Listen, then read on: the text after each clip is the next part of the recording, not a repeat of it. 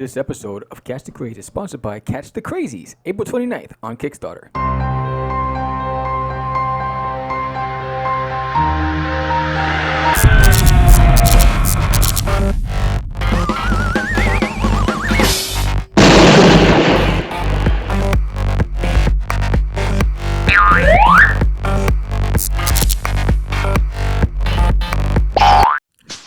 What's up, George? Who do we have on the show today?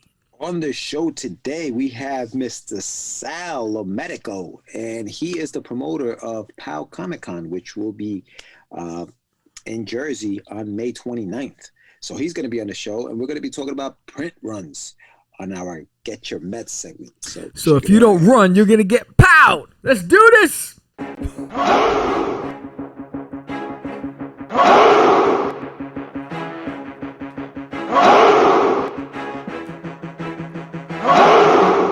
The only show for independents all around, giving you a platform to spread your word all over town. Catch the Craze is the place to promote to your fans with the dream of Medina and Sam the Crazy Man. Subscribe to our show and never miss an episode. It's time to get your meds, listen to us on the go. Updated every week, we never miss a day. Join the squad, come on in. It's time to catch the craze. If you are an independent, catch the craze. Making moves on your own, catch the craze. On your grind in the streets, catch the craze. Join the movement, catch the craze.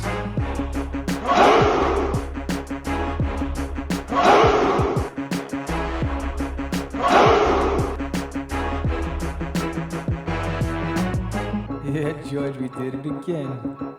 Come on now. You know you want to do it. Catch the craze.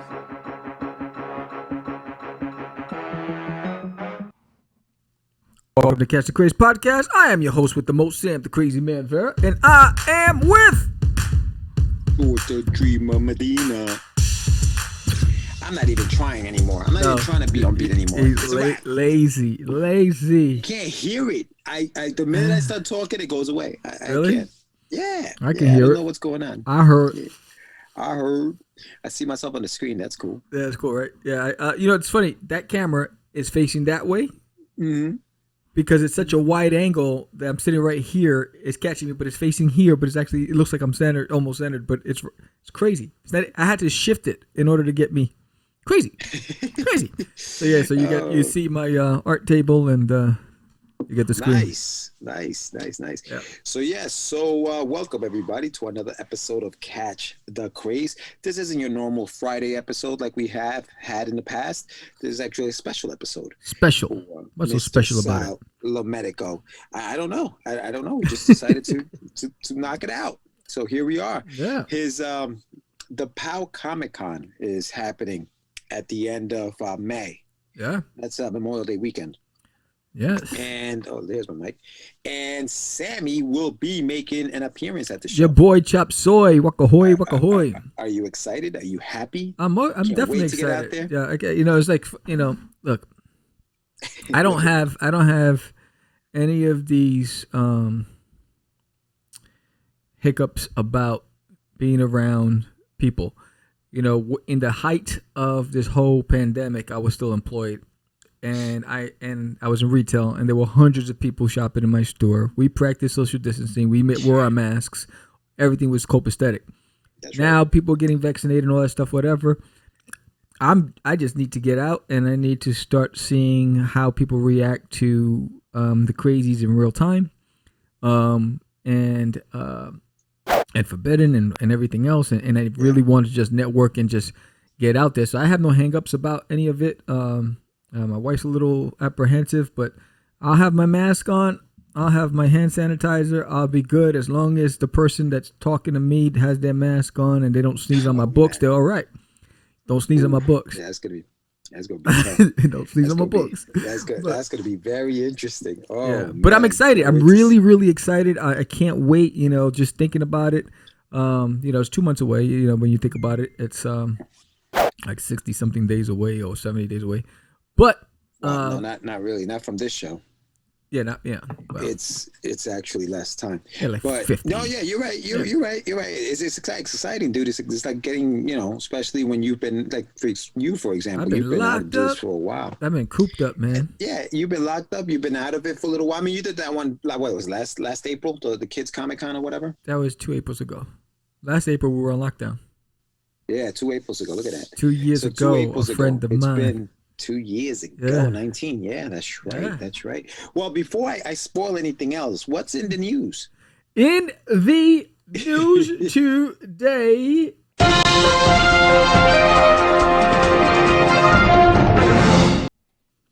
In other news, That's awesome. not like he doesn't have everything, but Netflix decides to pick up an animation deal for Berserker by Keanu Reeves. This is crazy.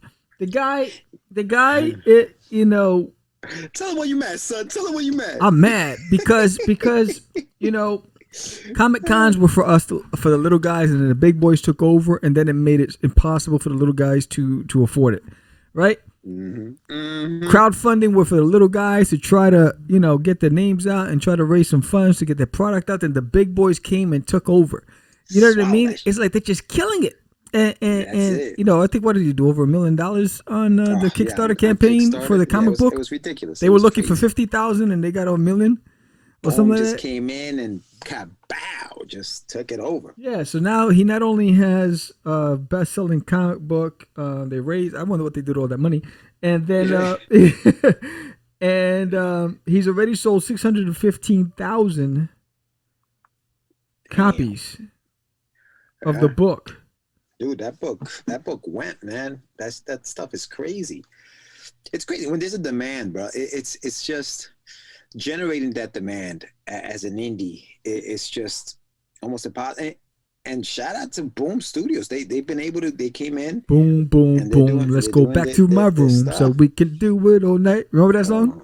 Yes, I do. Yes, I do. But there's another one. Kaboom! Guess who stepped in the room? To Cal. To Cal. Remember that? Method Man. Yeah. Yes, yes. Yeah. So, hey, the rich get richer. The rich get richer, and then we're over here fighting over pennies, right? Yeah, toppings. yeah. I just want some toppings. What was it? If you don't have a penny, a half a penny will do, and if you don't have a half a penny, God bless you, right? So, just want to have a penny. I'll give you just half, Yeah, Berserker, man. So, I mean, that news came out back in March.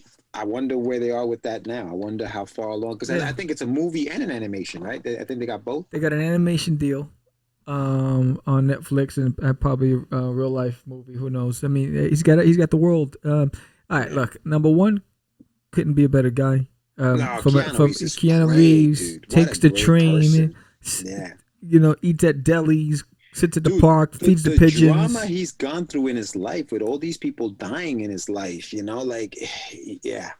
a great dude. I mean, couldn't have happened to a better person. It's interesting. I saw something today and I sent it to a family member, and it was video, and it was a short video, like 20 seconds, and it said, you ever wondered why good things are not happening to you, and you question God why good things are not happening to you, and it's probably because you're the good thing that people need. You know what I mean? And so when you mentioned that, I thought that it applies to Keanu Reeves, because you think about how many people he's touched, no matter what has happened to him. You know what I'm saying? And all the losses and everything else. But, he takes the time to talk to average folk. He lives in the city. He'll ride his bike in the city, eat in the park, feed the pigeons, he'll stop eating to take photos. Genuine, because he basically realizes that his blessings are because of the people's embrace of his craft. Yeah. It's pretty cool. Yeah, man. He's come a long way from Bill and Ted's Excellent Adventure. Yes, I know. He's come a long way from that, man. A long way. Geez, man. You got The Matrix. You got John Wick. You have Speed. 1 and 2. I mean, the dude's been around for a while. Have you seen his John Wick movies? Not only that, he had Devil's Advocate. Devil's Advocate. That was a good movie. Constantine. Yeah, Constantine. Yeah. Have you seen the John Wicks though? I've seen all of them except for the new one. I'm waiting for that one to come out. What, 4? Yeah, I love the John Wick movies. Yeah, no, they're great. Number 3. I love number 3. Nah, I don't know. Yeah, I think he got a, they got a little with. That's the one with Halle Berry. Halle Berry, right? Yo, Halle Berry, Halle Berry kicked butt in that movie. No, she did. She did. kicked those dogs. Maybe I wasn't. Maybe I was expecting something else after 2. Because after 2, I was like, "Oh, dude, I can't wait to see what happens." What like, happened? After 2, I was like, "Yo, that's crazy." But yeah, but no. I mean, you got to think about Halle 3, the way it ended. Yeah, I mean, yeah. Come on. Isn't 3 the one where he falls off the building? He gets shot. Is it? Yes. And now because he got betrayed by the hotel guy. Yeah. Yo, but that ending of the second one though, I think had me more hyped to watch the third one than the ending of the third one has me to watch the fourth one. Nah, the third one had me because the question that I had when he betrayed him and he shot him and he fell off the roof, was that a setup?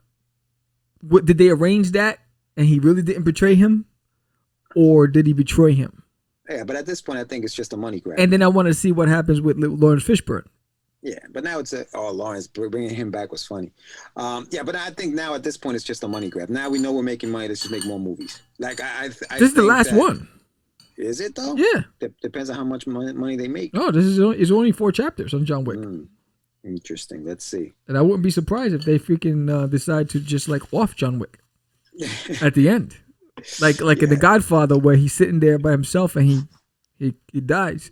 Yeah, well, you know what I'm saying? It could be something where Keanu Reeves is bleeding, and he killed all his enemies, and then he walks away, he's bleeding, and next he's sitting there alone, and he bleeds out. Yeah. I think out of the 3 movies, spoiler. Out of the 3 movies, I think 2 is my favorite. Out of the 3 movies. Out of the 3 movies? Out of the 3, yeah. All 3 are my favorites. Pick one. Pick one. If you have to pick one, if John Wick put a fucking pencil in your eye, which one are you gonna pick? All 3. I'm stubborn. You know me. You know me. All 3. Hey, they're rare. It's rare when you have any trilogies where you enjoy all of them. Like Beverly Hills Cop 3 sucked.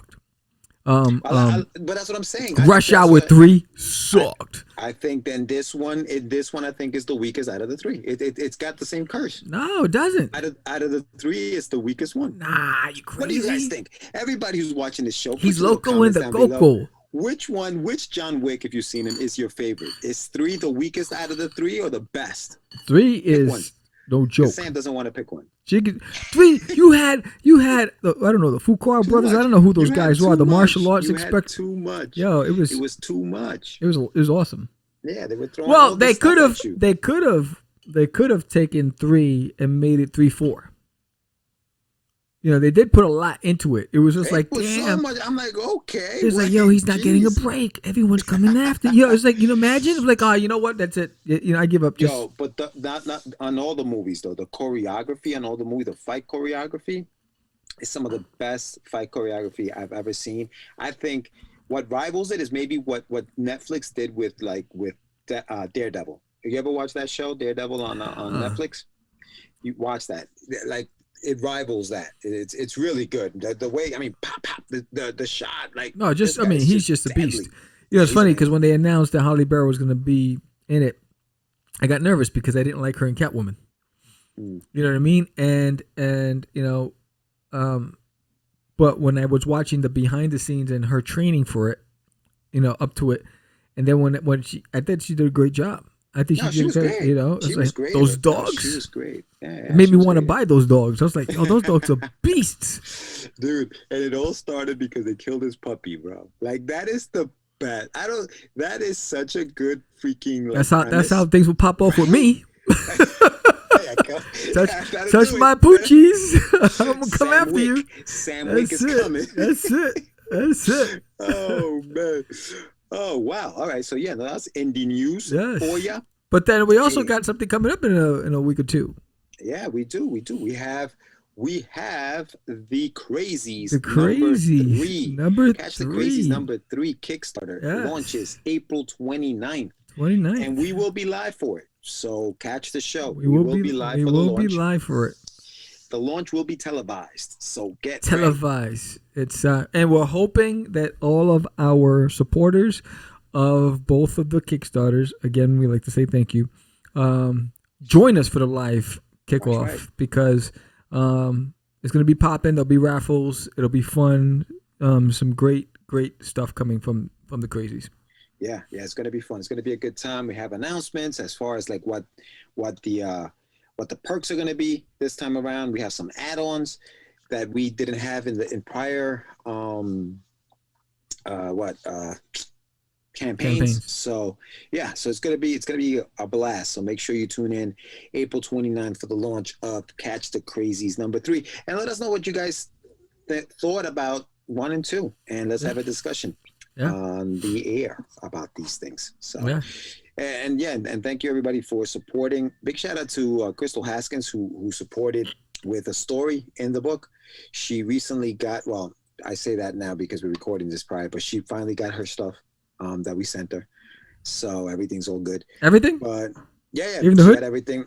The hoodie was actually taken by a neighbor who then thought it was theirs, so the son wore it to school. Oh. She saw homeboy wearing it. She goes, "What does the hoodie look like?" So I sent her a picture of what the hoodie looked like, and she's like, "That is what he was wearing this morning." So when he got back from school in the afternoon, she went over and they gave her the hoodie, which she now has to wash. But yeah. Apparently her neighbors are from Jersey. They just moved to Florida.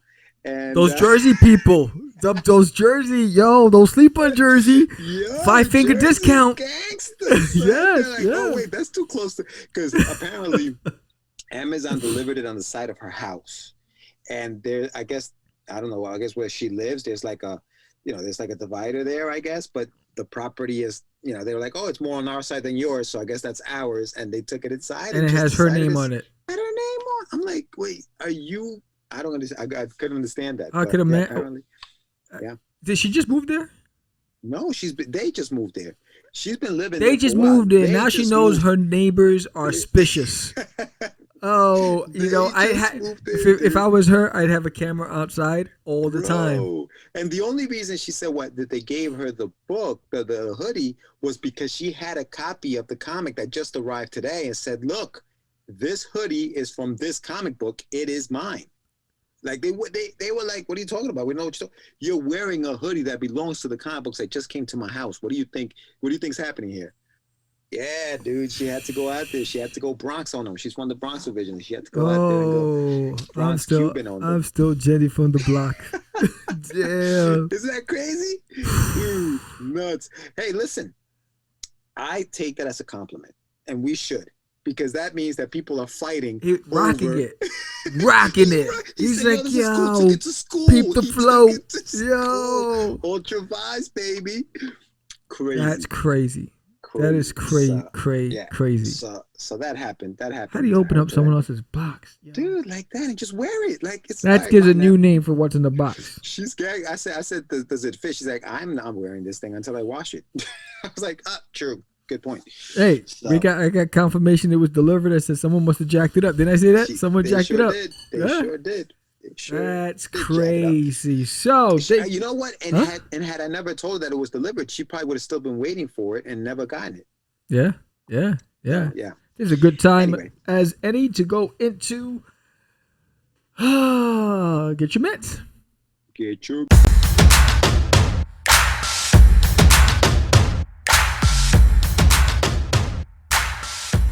It's time for your medicine. Print run. Yes. Why is the pig running? Being that we're in the spirit of convention season, apparently it's about to start, man. It's about you that's it. You're about to go in all out on the all out. I mean, only if it's affordable, because a Big Apple Con is charging 6 beans. They're charging $600 for an artist table. They think that New York Comic Con. They're crazy. Salvatore is what I call them. Yes. Anyway, yes. So print run. So one of the biggest things that you have to figure out when you're a newbie, when you're an independent artist or an independent publisher, is how many copies of this comic book should I bring to the Comic Con to sell? Yo, that is an important question because I'm still sitting on comics from over a decade ago. Oh, I still got a bunch in my trunk. So you see what we're saying, right? Yes, you see what we're saying? It's crazy. You print that 500 copies thinking you're the ish, and then you go to the comic book convention and you realize you ain't ish. No. So how do we determine how many we should print? What do you think, Sam? How do you make the determination? Now, well, back then, we were just like, we need a lot. We looked at the size of the convention. We need one for everybody. We're lucky we didn't print that over thousands of copies from like the big printers. You know what I mean? I know, it's crazy. But I would suggest this. Number one, today's comic events reduce the head count by 50% because of social distancing. So if the capacity was, say, 5,000 guests, now it's 2,500 guests, right? So reduce the capacity. So then now what I would suggest is do the math. At least 60% are there with a purpose.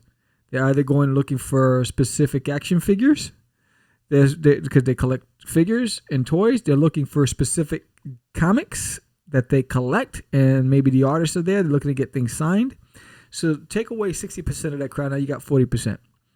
Then say 20% of that crowd they're just their art people. So they want commission stuff. And they want it from the artists that they're following, whether it's on Instagram or social media.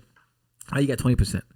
Now take out 10% because they're cosplayers, right? They're there with their friends. They're looking to have fun and they're dressing up. You got 10% of that audience that you got to try to fight for, right? So it's probably a couple hundred people. So with that in mind, Sam's like, print 2 books. With that in mind, if you have a single issue, I wouldn't do more than 100. If you have multiple, like it's a series, like if you have 1, 2, and 3, I would do like 50 of each. And maybe 75 of number 1 because the number 1s will sell more. Or do 100 of number 1 and 50 of the rest.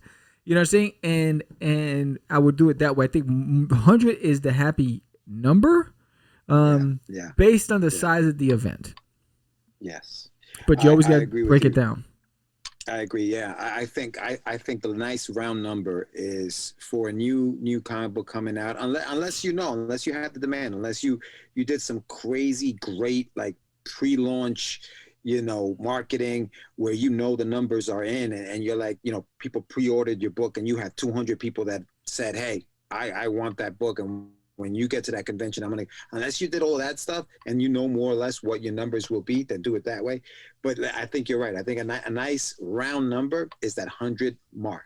Yep. 100 books, because that way, now, again, you have 100 books, right? That doesn't mean you're bringing 100 books to the show. I personally, I don't, unless you're traveling, unless you're out of state, I don't let you bring 100 books to a comic book convention.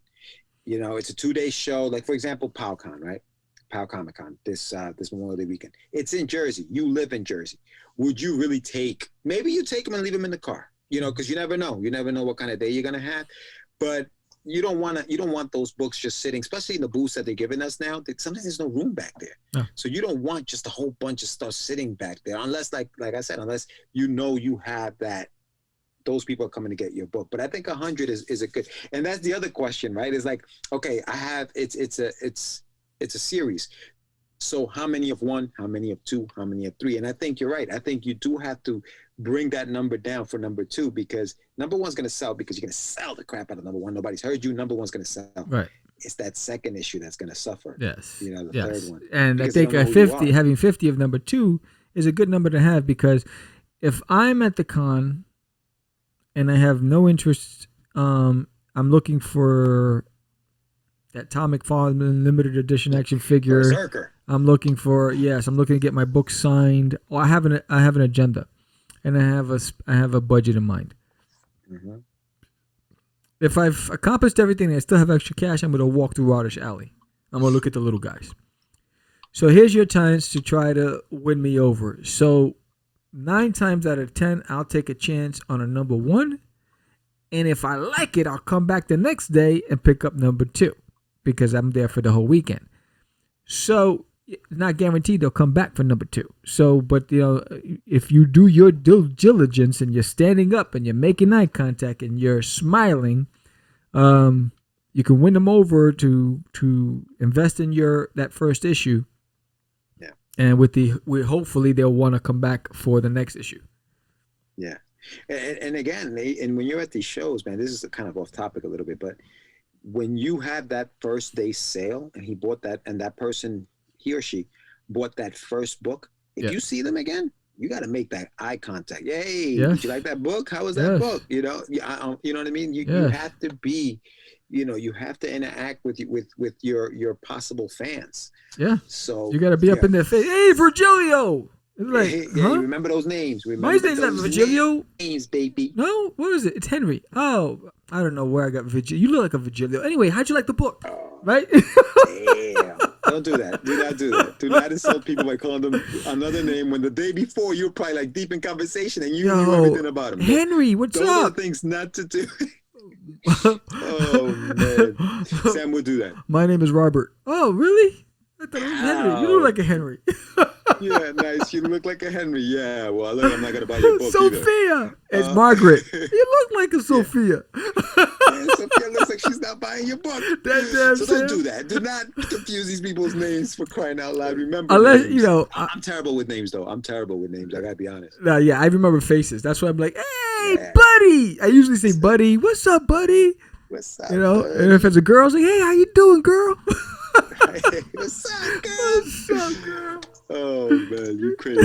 Yeah, so print run. The print run is important. Make sure you know what print run is also important though. I don't think enough small publishers do this, but selling ad space in books. Word.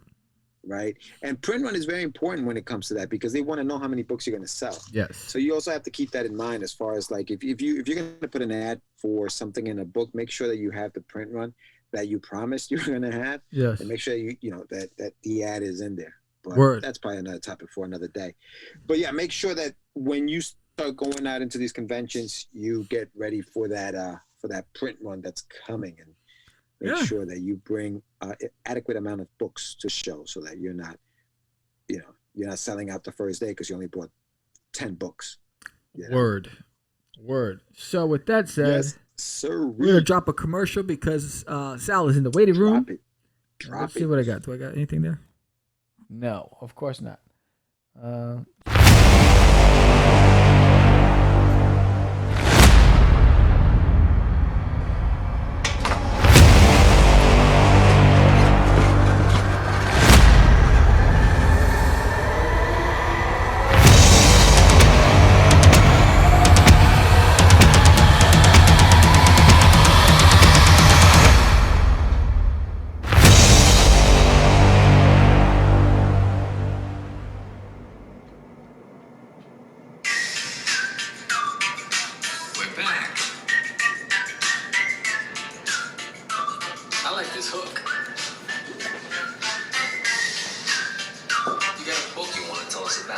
Listening to Catch the Craze.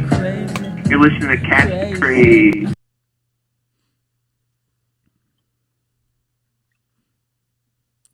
There he is. All right, guys, what's going on? What's up, Sal? Long time, Georgie boy. Yeah, man, it's been a long time, brother. How you been? I'm okay. How are you? How's it going? Everything's good. Everything's good. How's the family? Everybody all right? Yeah, everybody's okay, as good as they can be, right? There you go, man. There you go. It's good to see you, man. It's definitely been a long time, man. How's everybody in the crew? And what's going on? Everything's going good. How's it going? So yeah, no, everybody's good, brother. Everybody's good. Anibal's good. Jonathan, everybody's doing their thing, man. Everybody's doing their thing. Excited about this con. Yeah, excited about your con. John's gonna be at the show. John got a table. Yeah. Yes, yeah, that's awesome. That's awesome. Yeah, so we're excited to talk about it. So I believe a year ago, or when the last time you did it was in Brooklyn? Yeah, so the first show was in 2019.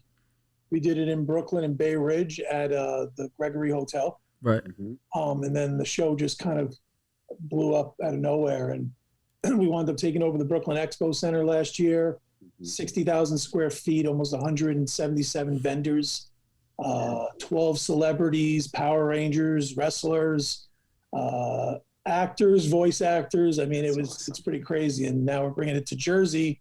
I mean, fortunately, unfortunately, I mean, you know, COVID's kind of screwed everybody here in New York, you know? Yeah. And so we decided to take it over to Jersey and kind of expand the brand. So I've actually always wanted to kind of expand it. Yeah. And I think last year was like a big catalyst to say, hey, you know, this could actually be something that maybe there's 3 or 4 shows a year.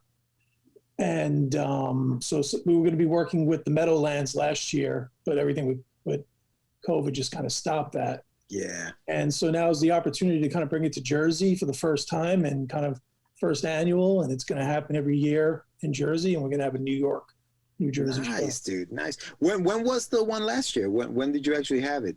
So last year was January 25th. Oh, it was at the beginning. It was at the beginning of the year. Yeah. Yeah. Because I think I went to the one before when you were still in Brooklyn at the smaller place, and you had both levels. Like the way you had set that up was really you were cool. there. Yeah, you came by. Yeah. Damn, you've grown, brother. Listen, and for everybody's watching right now, this is Sal Medico. He is the promoter, and you know, you pretty much put the whole thing together of Pow Con, which will be on May 29th this year in Wayne, New Jersey. Yes, so thank you for coming on, Sal. I mean, I've known Sal for a few years now. I met Sal at New York Comic Con. Mm-hmm. He was sitting across from us. This dude right here had the dopest posters, Sam. He had these huge posters, like the size of the poster you had behind you, but you did like some crazy stuff because every year you had something different. But I remember one year you had those 3D posters. Yeah, so every year were going crazy. So every year, actually, I would get a booth. And pretty much I would sell posters, and there would be 3D posters. And I mean, you were there, dude. I mean, it was so amazing. I mean, I would sell out almost every year. It was one of the most. Bro. I have the chills thinking about it. You know, dude, it was so good that he got a cease and desist letter from the big boys. They were like, "You can't sell any more of these because he was not selling their stuff, dude." Job over it, believe it or not. No, yeah, a long time ago. Sal, get out of here. Yeah. Wow, that's crazy. I mean, it is what it is. You know, the love of the art, right? Right, absolutely. But bigger and better things in life. But yeah, I mean, do you remember that one year that lady with the books was across from us? Mm-hmm. And I had the bell, and every time they had the bell. Sal, dude, he had this little bell on his table, and every time he would just tell people, ring the bell, ring the bell. That was like his thing, and they were like, bing, bing, bing. The lady across from him wanted to kill him. She was like, this one, if he doesn't start, and it's because he kept selling. Every time he sold some, bang. It was killing her. You were an animal. But Sal, so tell us a little bit more about yourself. How you got into this whole thing. You know, tell us a little bit about your background, bro. So, I mean, so a good friend of mine, Hugo Bravo, I worked with him at a company, 10 years ago. I met him, and I didn't even know what a Comic-Con was. I'm not going to lie. I'm like 27, 26 years old. I loved comics, I loved movies, I loved all of it. I didn't even know what a Comic-Con was. And he's like, Sal, you're going to get your tickets to Comic-Con? And I'm like, what are you talking about? He goes, Comic-Con. He goes, it's crazy. There's like hundreds of thousands of people. And I'm like, you're kidding me. And he goes, yeah, but you got to wait by the computer and you got to press the button so it refreshes so you can get your tickets. So I'm like, all right, how do we do this? He goes, well, we're professionals, so we're going to try and get professional passes. So we were sitting there at work pressing the button for like 25 minutes. And my boss is like, what are you doing? And we're like, we're trying to get Comic-Con tickets. So what were you doing at the time? What were you working in? Graphic design licensing. So nice. I was working in t-shirt licensing. So like they had all the major, where I used to work, they used to have the major licenses. So Marvel, DC, Disney. So it was a fun job. I mean, horrible paying, but it was a fun job. Sometimes it balances out. Right. And then, so we got our passes and I went and I was just like, wow, this is amazing. And I'm like looking around and I'm like, and so he goes, yeah, he used to bring his paintings to kind of show people to try to get like some freelance work. And I was like, that's a genius idea. So the next year I did the same thing, but I was doing posters. So I would bring my poster samples and I'm saying in the one year, I'm just like, I think it was my second year, and I'm like, these are just regular guys. These are just like you and me. These are people trying to just get their brands out. And I'm like, well, I love posters. I've always wanted to kind of see if I can kind of make a thing out of it. Why don't I see if I can get a booth? And I got lucky that I got that corner booth that, you know, had dude, like that was nice. 8 years. It was nuts. Yes. And pretty much, yeah, I mean, I just fell in love with it. I mean, just everything about it. It was almost like, I almost felt like, and I don't know if you get the same, if both of you get the same feeling when you go in, like if you're a vendor and you're going to these big shows, you almost feel like you're an NFL player, right? Or like, it's showtime, baby. It's like the big time. You walk in with your stuff, like let's set up, let's go. So it's like, it's you get that. It's just like that high and that rush. Yeah. And I just loved it. And I started doing the little shows. And at one point, I was thinking about doing it as like just do it as an artist, maybe a traveling artist and stuff like that. And, but I never did. I should have. I wish I would have. But yeah, I mean, there's nothing like being a vendor, walking into a show and smelling that convention air and everybody, you know, it's dude, that part of it is the best part. The worst part is the last day where you have to break everything down and now it's all over. And then you got to go back to your job and back to your regular life. Like that part of it is the part that sucks, dude. Yeah, no, it sucks when you realize, geez, I got to go somewhere on Monday. I can't just kind of relax because my legs are killing me. Right. And because that's the thing. Like you, honestly, bro. Like I've done a lot of conventions. Sam used to do conventions with me all the time back in the days.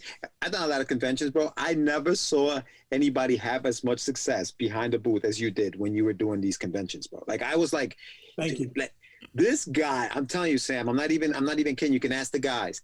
Sal, you just want to make me cry because I miss doing them. I was like, Sal was killing it, dude. But okay, so then you went from there. You went. What was the last? What was the last convention you did? What was the last Comic-Con? So the last convention as an artist was New York Comic Con.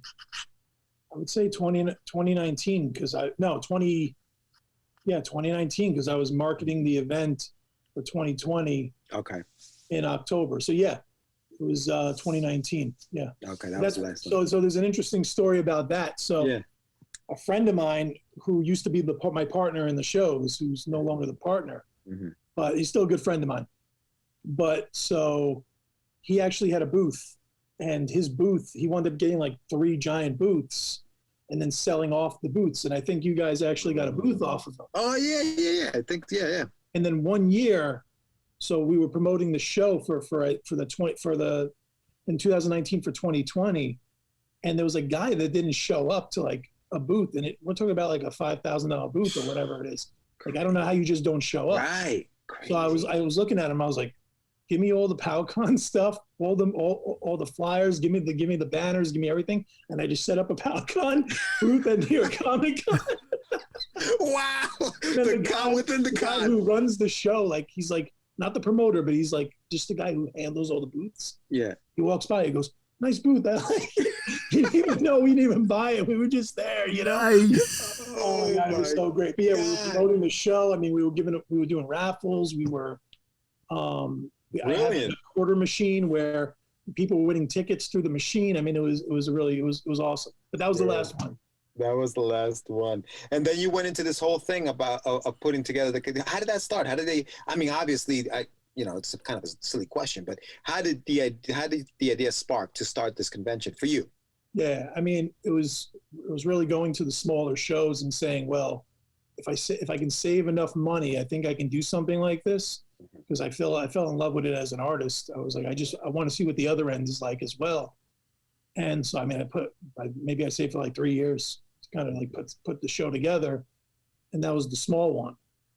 And but yeah, it was really sparked by just doing the smaller shows and kind of just saying, okay, what are they doing, or how do you do something on a smaller scale, but still make it entertaining and fun for somebody to bring their kids to, you know? Right. Yeah. But yeah, I mean, it was, save your money. In advance, 6 months in advance at least, and then you go from there, and it's really just trial and error. It's really just at that point just balls to the walls, figure it out as you go, and you're gonna trip and stumble, and just not everything has to be like so everybody thinks just because, it's a Comic-Con, you need, let's say, the greatest type of website, or you need a website designer, or you need someone who can, how do you take cash, or how do you, like one of the guys I was working with last year, he was like, we need to get a cash register. I'm like, why do you need a cash register? It does, it works just as well. A shoe box, it works just as well, So, you can do it on, and kind of just like, shoestring budget. Yeah. Yeah. So, but yeah, and then comes the stress of getting the vendors, doing the marketing. Sure. But I've just like the art side of it, that side of the table, I've kind of fallen in love with the other side as well. Good It's for just you, dude. so amazing. It is. Dude, you're killing it, man. The one in Brooklyn at the hotel, was that the first one? That was the first one. Yeah. Yeah, dude, you had a really cool giveaway at the door. I remember you had like Game of Thrones socks that you were giving away. I still got them. So those were cool, man. Let's not let anybody hear this right now. But, so, believe it or not, currently as a full-time job, keep myself alive. Yeah. I work for a licensed sock company. So, free gifts, when the samples come in. Oh, God. You know what I'm saying? Yeah. But yeah, so that's, every time you bought a ticket, you get a pair of socks. Yeah, bro. Who's going to deny a pair of socks? You can't. It's impossible. That's hot. Socks, bro. That's hot. So you talked about trial and error. What were some of the lessons you learned from the first event? Some of the lessons, like I think organization, definitely you learn a lot from there. Making sure that everybody's kind of taken care of. You can't make everybody happy, but if you can make the majority of the people at your show in terms of the vendors happy, I think you've done your job. Not, like I said, there'll be people that are always like, oh, I didn't like that show. I didn't make money at that show. And it could be the show and the promoter's fault, Yeah. But I think some people, just like you and I, the three of us, when we were artists doing the shows, we have to take part blame in that as well, and I'm not trying to say that, it's not the promoter's fault, but I think, if you're going to be sitting there with your head down drawing all day, and no offense, and I know we want to make money drawing and kind of trying to make a living doing it, but at the end of the day, if you're not standing up, kind of bringing people in, you're not going to make any money. Like, people don't even realize, just, not in today's world because of COVID, but just sticking your hand out like this for a handshake. Dude, the bell, bro. The bell was a great little things like that. Seriously, because people want to be entertained. At the end of the day, they're going to a convention and there's so much eye candy that you are just going to be lost in that sea of other vendors that are sitting there if you don't somehow try to stand out. And you're right, sticking your hand out. We used to have little cards made up just to, and Jonathan was great because he's very soft-spoken, so people would have to lean in to understand what the hell he's saying. so he would just bring them in. It was great. But yeah, no, that's awesome, man. Yeah, and then, so I use my own personal experience as one of them. Like I went to, and I'll name the show, Eternal Con one year.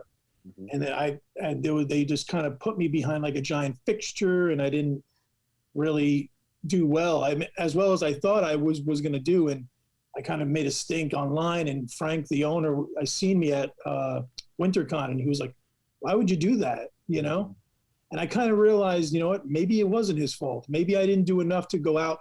Should I have walked down the little hallway and just brought people in? I should have, because that's what I should have done. So it's not his fault. He offered me an opportunity in space with people, So realistically, I blame myself for that. And I think I even apologized to him as well. I was like, you know what? You're right. One of the dumbest, stupid. Yeah. Nice. So what made you select that location in Brooklyn as your first start-off point? It was the cheapest, and there was a train, and there was a train down the block. Easy to get to, dude. Which was funny because the train actually wasn't running that week. The bus, and I didn't even know. And I'm like, wait a second. I saw a sign where it was like getting closed off, and I was like, oh my God. I'll tell you this. I drove to that location, and finding parking wasn't bad, to be honest. I thought I was going to have to like drive around, it's Brooklyn, what am I going to find? Finding parking was not a problem. And I think I ran into Hugo as I was walking in, and a couple of guys, and they were, everybody was fine. It was a very, very good show, bro. Thank you. I appreciate that. Yeah. For as small as it was, and with little that I had to kind of make it happen. Yeah. I think it was, for a little neighborhood show. I definitely it did very well. You know, it did very well. So For sure. considering Funny it, is most of everybody who did that first show has kind of come along for the ride for each show. They're all coming back for this next one, which is, it's kind of humbling, you know. Yeah. It is. Yeah. so considering everything, what made you feel this was the right time to do it, and then the location that you selected in Wayne, why was that the right location? It was the cheapest. No, I'm just kidding. It's actually not that cheap. But so choosing to do it now, it was, well, there's not that much competition out there, you know, so I can kind of grow the POW brand quicker, you know, without anything kind of in my way, or not as much in my way. Yeah. And then picking Wayne, there's a lot of shows that happen in that one little spot, believe it or not. They happen in the cafeteria area, because there's two little areas. There's the gymnasiums, Right. and then there's the cafeteria area. The cafeteria is very small. Yeah. There's a lot of shows that happen there. So there's people who kind of just know that, hey, maybe every couple of months there's another show there. So there's like built-in marketing. Right. Oh, okay. So, I mean, I'm not taking over the little cafeteria. I'm taking over the gymnasiums, which is funny because the gymnasiums are probably as big as the Brooklyn Expo Center when they're all combined. Oh, really? It's crazy. Yeah, it's Wow. pretty crazy. Awesome, bro. Awesome. Let's talk a little bit about Pow Con. Let's talk about the Pow Comic Con. So what can people, as they're walking in the door, what can they expect at this show? Like, what do you got going on? Tell us a little bit about the show itself. Well, I mean, you got your cosplay contests. We have 2 of them, one each day, the cash prizes. Then we have video game tournaments. It's going to be close to 15 to 20 consoles at the show itself, and there's prizes for those as well. We're giving away a PlayStation 5. Wow. Nice. I might be getting another one actually for like each day, but right now it's Saturday. We're looking at PS5 day, and then you celebrities. You know, right now we have Zach, the first ever original Black Power Ranger. Yeah. Which he has a big following, and then we have another person that we haven't announced yet in the world of wrestling. And then pretty much, you know, your vendors. We have tons of toy vendors. We have a couple of retro video game guys that are going to be there. So there's going to be some really cool vendors at the show. If you're a toy collector, if you're a retro collector, or if you're just a comic book lover, there's a couple of comic book vendors that are going to be there, comic book shops. And then, you know, your independents. I mean, you guys, you know, I think you guys are the lifeblood of every show. And, you know, without the smaller artist alley vendors, I don't think any show would be possible, to tell you the truth, unless you're Reed Pop and you're a Comic-Con where you're getting, you know, like Marvel to come in and pay like $500,000 for like 10 feet, you know? Yeah. Nice. So now this new location, how did you determine layout? You said there's multiple gymnasiums? Yeah, so there's 3 gymnasiums. So there's 2 that are on top of each other, pretty much like that. And then there's another room where there's the bigger gymnasium. I mean, they're actually pretty huge. It's funny. So I was mapping it out, the tables, just visually for me to see like how many I have left. And I'm like, oh my God, like I didn't realize there was this much space. And it kind of works out anyway, because, you know, it's going to be a safe event. Everybody's going to come in wearing masks. Temperature is going to be taken, hand sanitizer. So the measures are there. The 6 feet apart in terms of the booths. Every booth is 6 feet apart. So it helps us with the space. So it might look empty, but it's really not, you know, because we have to space everything out. I mean, there are other shows that run there that don't space it out, but I'd rather make sure everybody's safe. And if I lose a little money, as opposed to gaining more money and nobody's safe, I'd rather have people be safe, to tell you the truth. Nice. That's a good point, man. Now, even with the social distancing and those parameters that you have in place, you still felt that you had a lot more space than... Yeah, I mean, there's a lot of space. Wow. There's a lot of space, yeah. But I mean, it'll work out just simply because I think it'll make people feel comfortable. Yeah. You know, people can kind of, you know, if you know, you're not walking down an aisle where you're kind of bumping into everybody. There's space. to where you can walk around somebody if you feel a little uncomfortable. Which Nice. kind of sucked during the regular before COVID. You know what I mean? Now it's even worse. Like it sucked just having to squeeze by everybody. And even for vendors, when you have so many people and people can't see your booth, that stinks as well. So it's That's where actually, I the bell think it's going to comes work in. out. The bell, you just- That's where the bell comes in. Wow. Nice. So what's been the response like from the public? So yeah, man, I mean, I can't believe it. I mean, we were actually selling tickets, especially during COVID, and I'm just like crazy. And then when we bought the PS5, it just literally spiked right up. And I'm like, wow. That's why I was like, we need another one. I think we need another one. But yeah, it's actually going pretty well. Given the climate, believe it or not. That's pretty awesome. Amazing, dude. Amazing. So what made you select that weekend? Memorial Day, I think a lot of people it's a holiday weekend. You're taking your family to do things anyway. And, you know, whether you're going to, let's say, a family event after that, you got to do something probably, right? Or stop off at the convention and kind of, you know, check it out. Right. You know, and some people have off from work and they work on the weekend, so they have off because it's, you know, Memorial Day weekend. So I think it's a perfect time to kind of drop a show in there and kind of let's see what happens, you know? Yeah. Yeah, man, we're a few weeks away. I'm excited, dude. Like, cause this is one of the first shows that people are going to be able to get out and for, you know, independent publishers to be able to, you know, sell some of their stuff out there other than like, you know, these virtual cons that have been going on. Did you ever think about making this a virtual con or doing something virtually? Funny you say that. So I actually came up with a concept called Conline instead of online Conline. Right. Mm-hmm. And I put it out there saying it was going to happen, but then, I mean, literally within like 3 days, it was like boop, boop, boop, boop, boop, boop. There was just like 300 of these shows. All right. When you look up on Facebook and you look for conventions, it was like 300 or 400, and I was like, you know what, to spend the money to make it happen, even though, I mean, I'm not spending the same amount of money I am if I'm paying for a venue. Right. It just didn't make sense, you know, and then that's the point. It just felt like it would be like a money grab, and I'm not that type of person. Yeah. So I was like, let me just wait, you know, this year. Like I said, I was hoping to do a Jersey show in 2020 anyway. Yeah. But because of COVID, it didn't happen.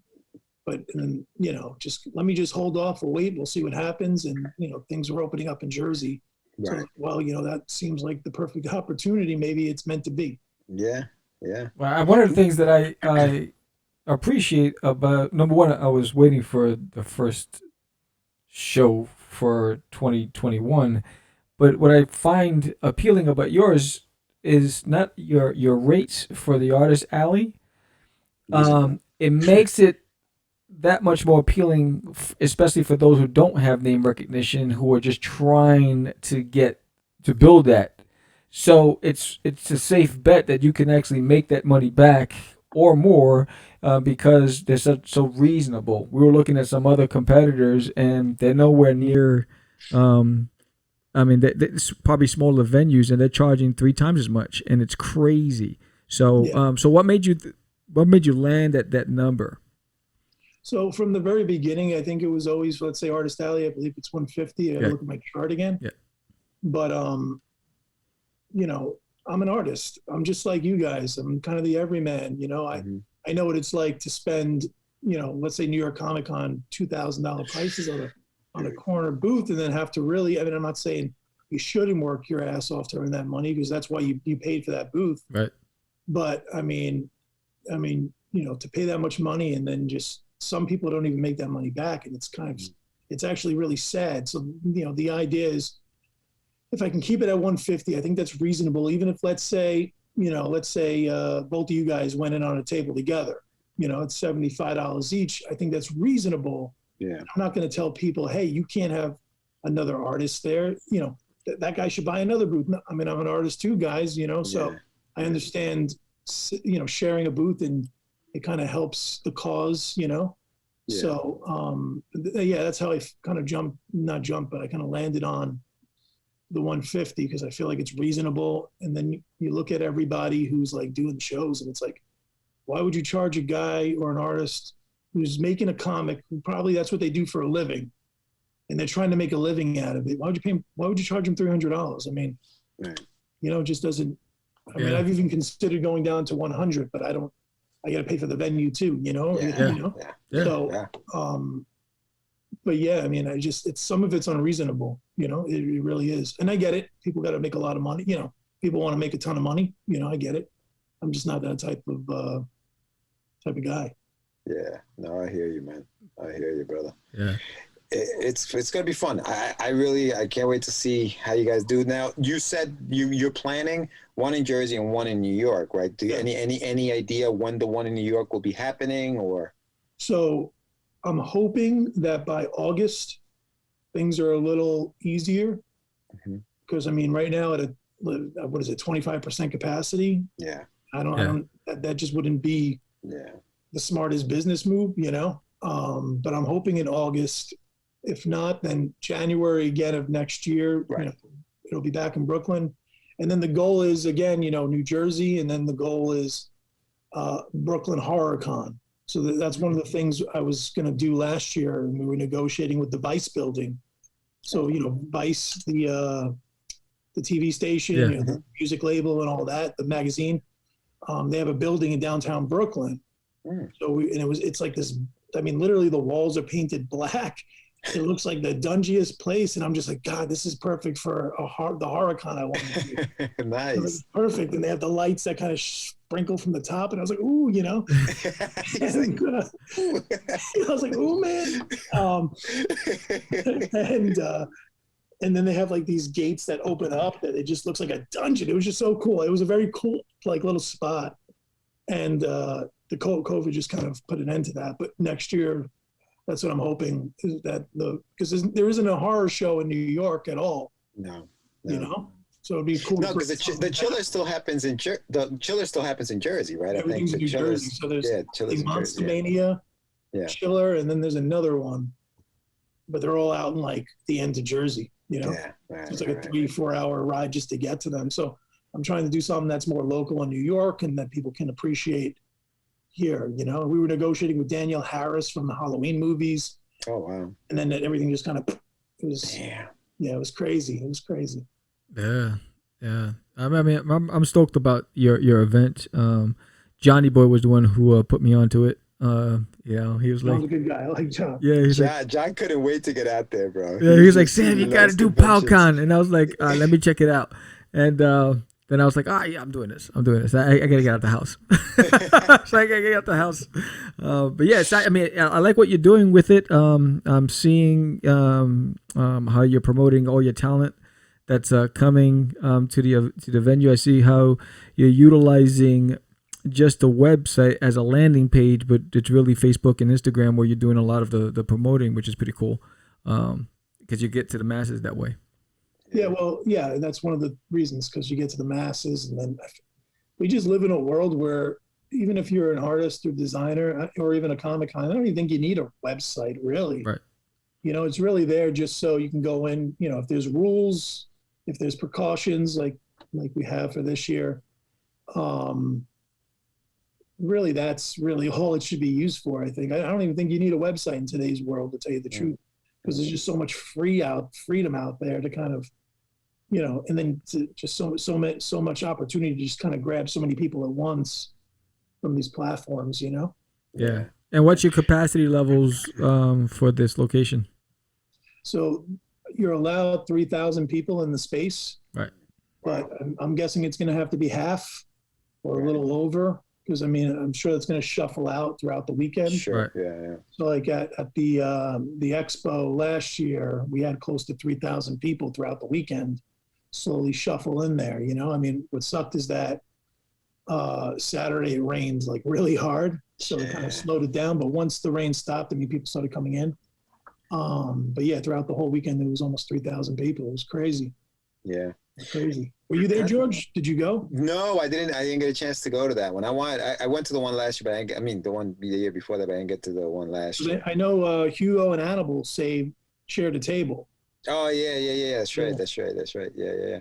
You know, I think that part of what you're talking about is when it comes to promoting and helping ourselves is as vendors or as exhibitors, we also have to promote the show.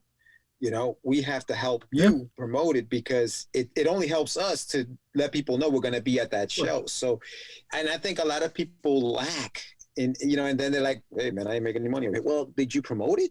Were you telling people you were going to be there? Well, listen, this will air April 11th, but we already recorded a bunch of May shows. Every single show's got the fact that we will be, or Sam will be at the show. Yeah.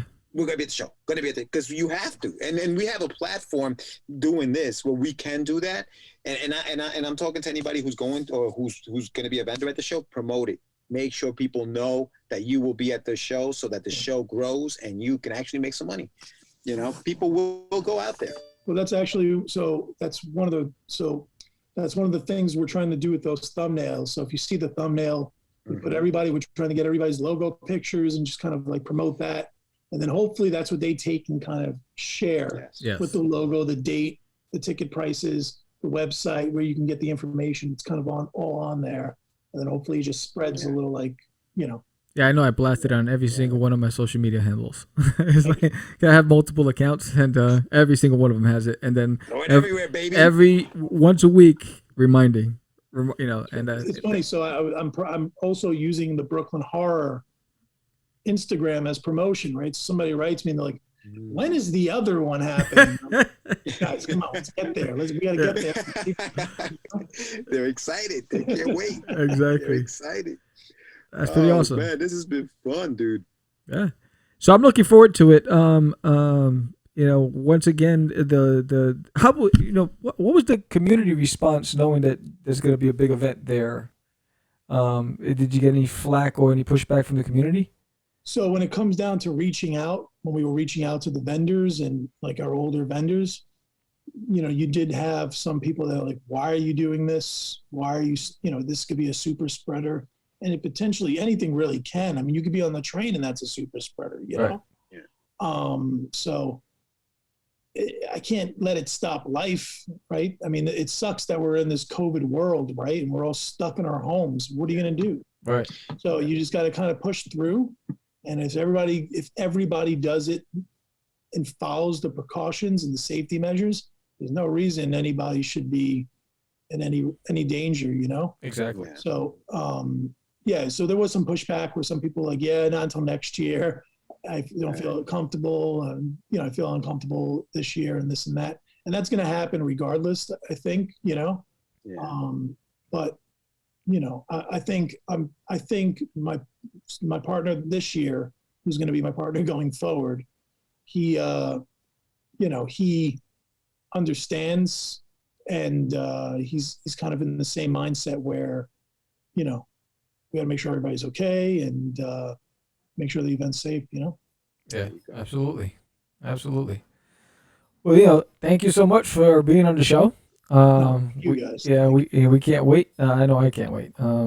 George is still deliberating, but I can't wait. I need to get out the house, and what a better way to do it. And then I need to get out of the house. Look at this. I haven't gotten a haircut. Oh, my hair's down to here. That's why it looks so bad. Look at this.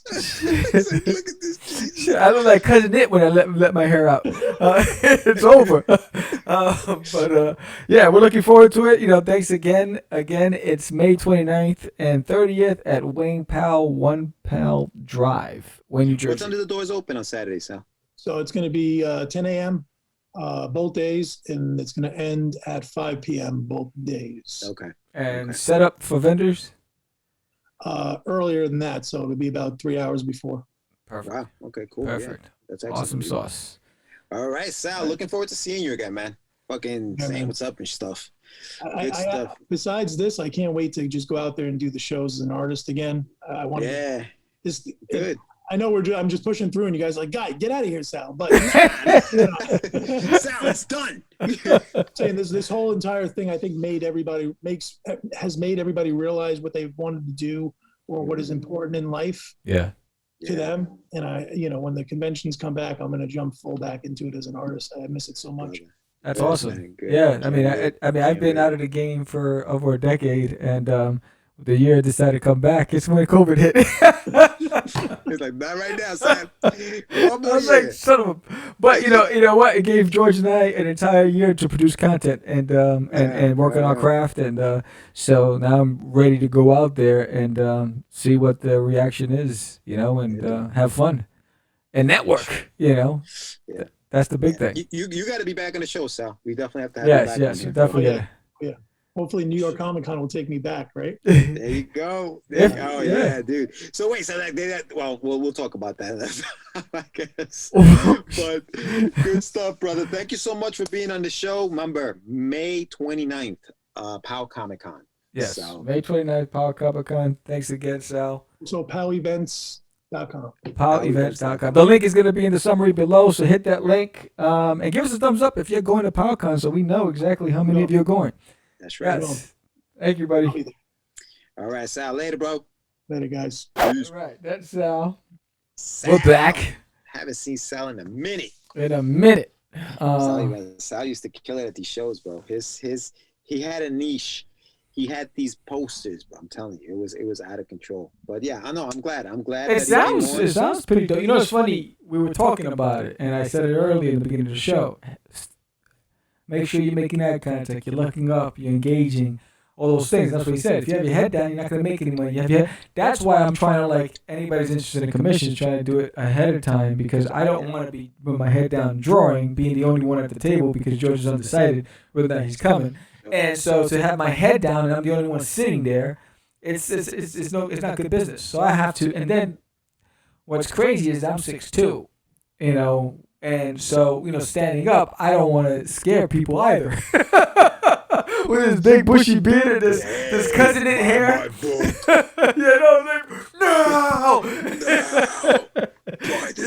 So I gotta make sure that, you know, what the colors that I wear are not intimidating and inviting, and you know, you smile a lot. Gotta work on my Obama smile, and you know, bring them in. But don't forget, May 29th, come see us, maybe us, but definitely Sam.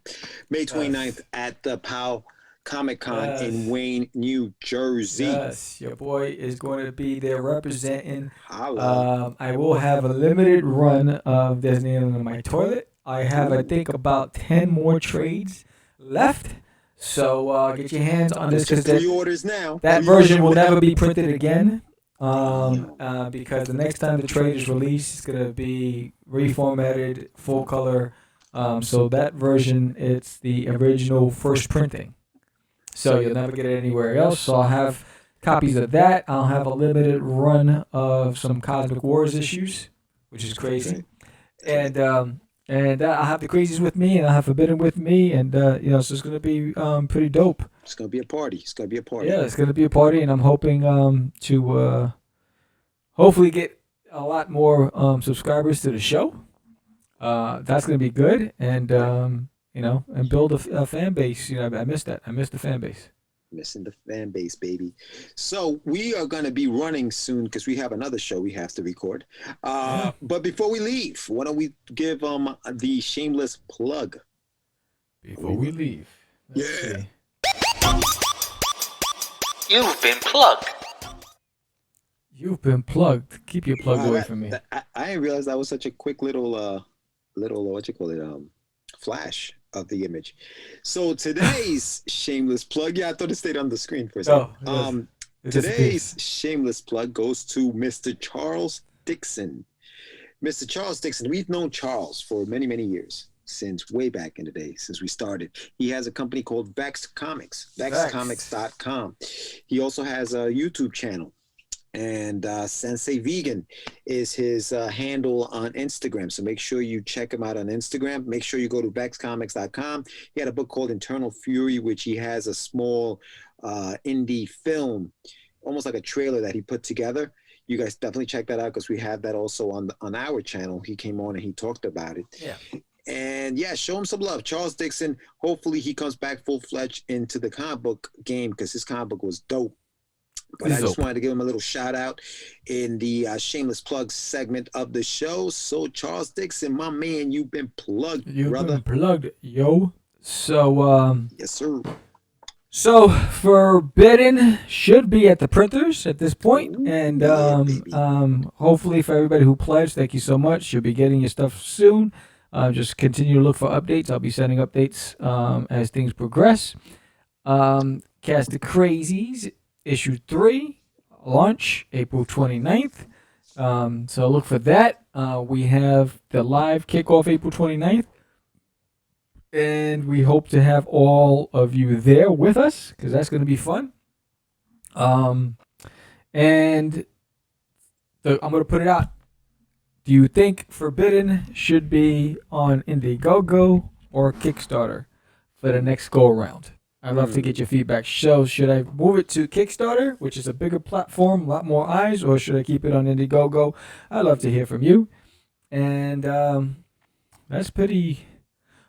If you like the show, please give us a thumbs up. If you're going to attend Pow Con, let us know. Give us a thumbs up. Put a comment down below. Yes, indeed. There's that thing. Thumbs up. Bang. Yeah, there's that thumbs up. Boom. Right? You see that? Bang, bang, bang. Bang, bang. And subscribe to the show. And if you want to sponsor our show, you see that rate card right there? It's as simple as that. You see that? It says right there, weekly. So for one episode, 30-second spot, you send us a 30-second commercial, $10. And you can promote whether or not you're going to be at Pow Con or New York Comic Con, or you going to launch an Indiegogo or Kickstarter campaign, and it lives forever. And it's streamed on iHeartRadio and Pandora and Spotify as well as YouTube. So there's a lot of opportunities to cross-promote on multiple shows of Catch the Craze and What's in the Box and the Craze Intent or Less. So hit us up and let's get you promoted. That's right. That's right. Hit us up. Make sure you subscribe. Make sure you like. Make sure you comment, guys. And, check out our websites. Go to crazycomics.com with 2 E's. Crazy with 2 E's. Go to getyourmeds with a Z.com. And check out our stuff. With that being said, Sammy. I'm Sam the Crazy Man Vera. Wow. I'm George the Dream Medina. And we are out. It's just easy. It's not. Crazy. Acquiesce. No, I was talking about my friend Acquiesce. I met him. Say my name. Say my name. Right? This is what you were thinking? Oh, my God. He described me. He said, I'm the idiot. What? Catch the Craze. You're listening to Catch the Craze. You're listening to Catch the Craze. To Catch the Craze. You are listening to Catch the Craze on Catch the Craze. You're listening to Catch the Craze. Candy girl.